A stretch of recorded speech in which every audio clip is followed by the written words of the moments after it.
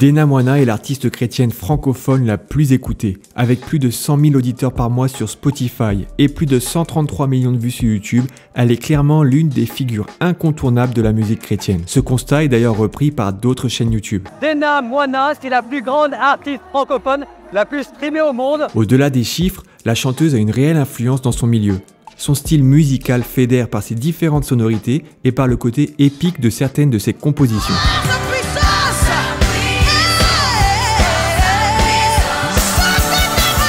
Le morceau Saint-Esprit fait d'ailleurs l'unanimité auprès des auditeurs. J'irais Saint-Esprit. Saint-Esprit. Saint-Esprit. Le Saint-Esprit. Saint-Esprit. Et résume parfaitement ce qui fait le Dena Style. Une montée en puissance musicale, une orchestration intense, des proclamations, une interprétation incarnée et un parler en langue complètement assumé.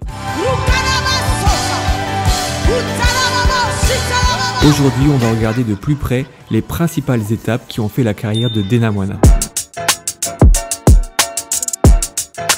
On retrouve la première trace discographique de Dena Moana en 2011, juste avant de sortir son premier album intitulé Hosanna. Dans les 10 titres, il y en a 5 titres, il y a un Ngai Moko, Nakoma, et puis 5 autres titres, on a une interprétation. L'artiste sort 2 singles, Ro Yangu et L'Éternel est bon. Ce dernier morceau est un véritable classique de la part de la chanteuse. On y retrouve déjà sa touche personnelle, avec une interprétation très intense et une voix qui touche profondément. Le projet Hosanna, qui comporte 11 morceaux, est une véritable carte de visite pour Dena, qui va lui ouvrir des portes pour la suite. En effet, son mari Michel Mutaali, via la structure Happy People, développe les concerts chrétiens en Afrique francophone. Par ce biais, Dena va enchaîner des prestations en live pour défendre ses morceaux et accroître sa notoriété.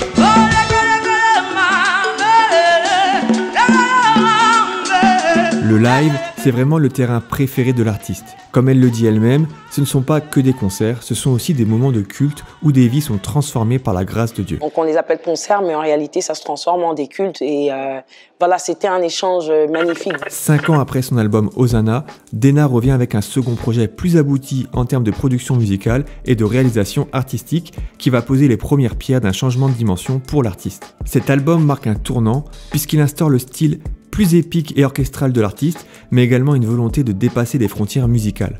On y retrouve les différentes influences musicales de Dena Moana, que ce soit le R&B, le gospel ou les sonorités africaines. On y retrouve également le medley des morceaux Awesome et Oh Great Is Our God, mais en lingala, ce qui donne le morceau Nzambe Monene,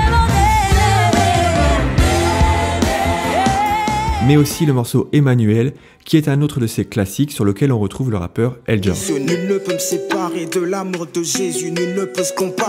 Une combinaison assez unique pour l'époque. En effet, en francophonie, rares étaient les combinaisons entre un rappeur et une chanteuse catégorisée worship.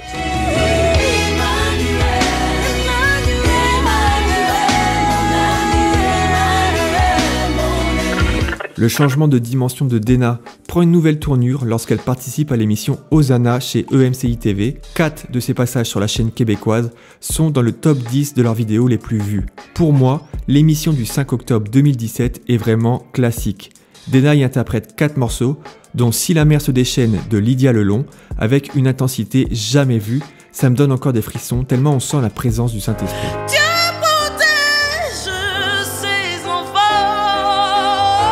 Son passage au Québec marque aussi une collaboration avec Gwen Dresser pour le chant Walk in Love, qui est encore une fois un morceau classique du milieu de la louange francophone.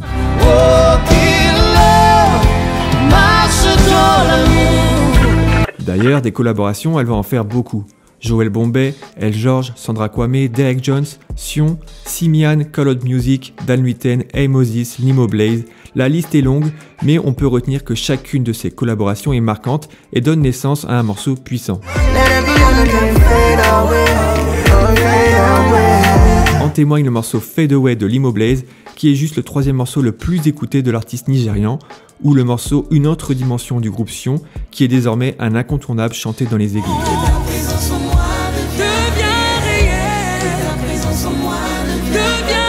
Alors moi, je suis plus que reconnaissante au Seigneur parce que, écoute, si tu veux, il m'en avait parlé un tout petit peu, mais j'avais pas comment je dirais, l'image de ce à quoi ça ressemblerait.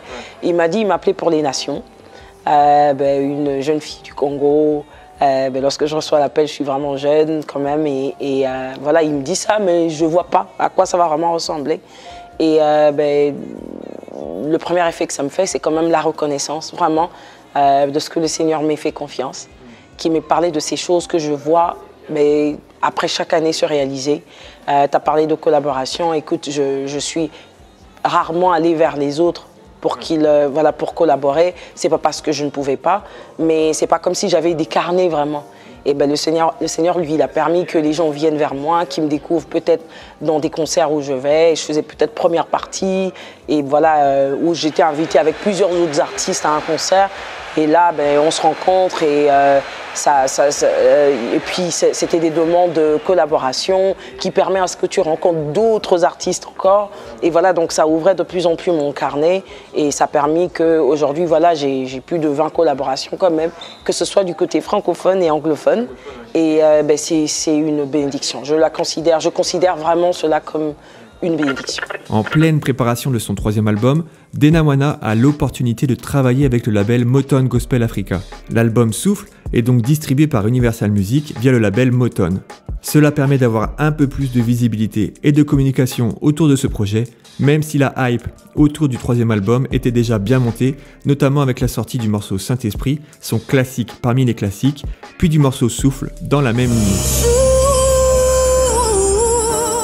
Ce projet est certainement le plus abouti musicalement parlant et met parfaitement en avant les qualités de Dena Wana, que ce soit au niveau vocal ou de l'impact spirituel. Dites-vous que dans cet album, il y a un enchaînement de morceaux qui donnent des frissons. Je bénirai l'Éternel, le sang nous justifie, maintenant Seigneur, puis souffle. C'est juste incroyable. Je bénirai l'Éternel pour tous ses faits. Après un tel projet, on pourrait se dire quoi de plus ? Eh bien, Dena Wana est devenue auteure de livres, rien que ça, et a sorti en 2022 son premier livre intitulé Ouin pour. Elle a également participé à un morceau fédérateur intitulé Alléluia à notre Dieu, accompagné de Sébastien Corne, Dan Luten, Pauline Bétuel et Samuel Olivier, au morceau Il guérit de l'Église de la Victoire, au morceau Walk in Love, c'est maintenant, qui accompagne la sortie du livre du même nom de Jérémy Sourdril, puis elle a aussi sorti 2 nouveaux morceaux intitulés Une armée et Lidanda. Je chanterai Walk in Love. Et sa prochaine actualité, ce n'est autre qu'une collaboration avec la chanteuse Ada Ehi intitulée Another Miracle. Si vous voulez en savoir un peu plus sur l'artiste, je vous invite à regarder le reportage que j'ai réalisé lors du Jesus Festival, qui est disponible sur sa chaîne YouTube. Le lien est en description. J'avoue qu'il y a eu des petits soucis à gauche et à droite parce qu'on a trouvé les émeutes. Des tirs de mortier qui résonnent dans la nuit. Ça secouait beaucoup, dans le sens où on se demandait est-ce que ça serait vraiment ça. Il y a des gens qui nous posaient des questions. On a été surpris par le Seigneur et surpris par ce public qui était persistant et qui est venu nous soutenir. Donc c'était un gros public. On s'imaginait pas, on s'imaginait qu'il y avait des gens qui allaient annuler leur venue, mais vraiment il y a eu au-delà de ce qu'on s'attendait, quoi.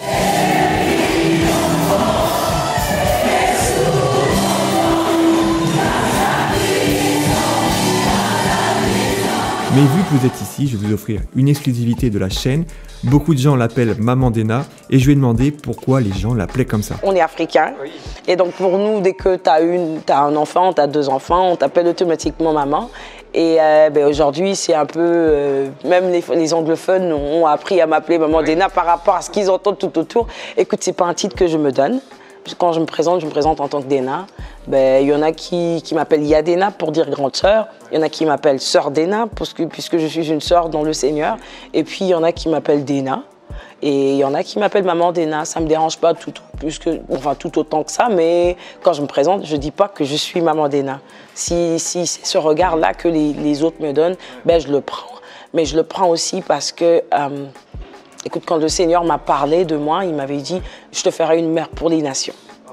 Et donc, quand j'entends le titre Maman d'Ena, je sais que je n'ai pas simplement la responsabilité d'avoir mis mes propres enfants, voilà, donner naissance à mes propres enfants, mais c'est aussi de faire naître en chacun des personnes vers qui le Seigneur m'envoie leur destinée, les introduire dans ce dont quoi le Seigneur fait. C'est un peu ça que je fais d'habitude, même avec ceux qui m'entourent. Et voilà, donc je le prends comme ça, ce titre, et je le prends positivement. Cette vidéo touche à sa fin. J'aimerais savoir quel est votre morceau favori de Dena Moana. Donc, n'hésitez pas à me le dire en commentaire. Et puis, pour me donner de la force. Et si vous avez apprécié le travail, alors un like et un abonnement seront les bienvenus. Je vous dis à bientôt. Ciao. Merci Aurélien.